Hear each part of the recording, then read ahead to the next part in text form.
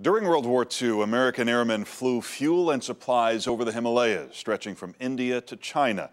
They called this supply route the Hump.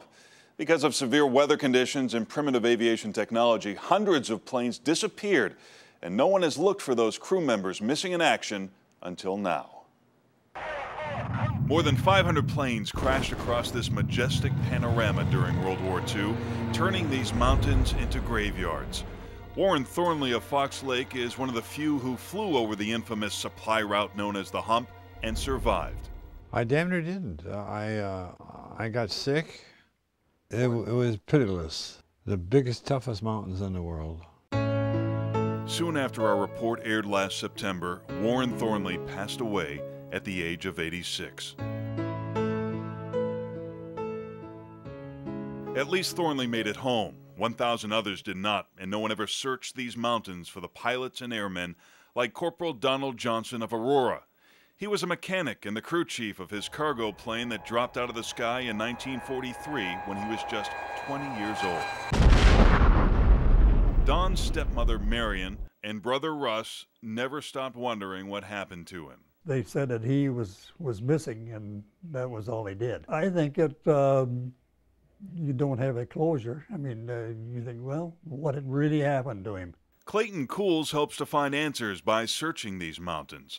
In October, he found 7 planes during his Himalayan hike. Those planes account for 72 American airmen, including Corporal Don Johnson, whose plane was found in India. How can you do that if you know that there's human remains there? There's families who've been wanting to know what's happened for 60-some years. How can you just simply walk away and say, oh, so what? Corporal Johnson's stepmother, Marion, waited all those years. But at the age of 98, she passed away in downstate Illinois just 3 months before Cools found her son's plane. That's when her youngest son, Warren, made a surprising discovery of his own. He found their letters in an attic archive. Your last letter sounded as though you had your mind on something else.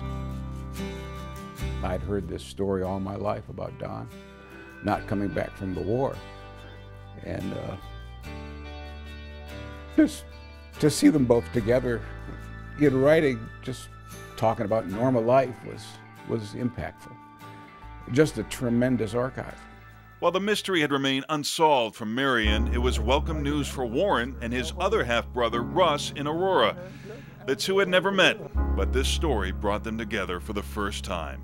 After hearing about these folks all my life, and to have a wonderful reason to meet, it's great.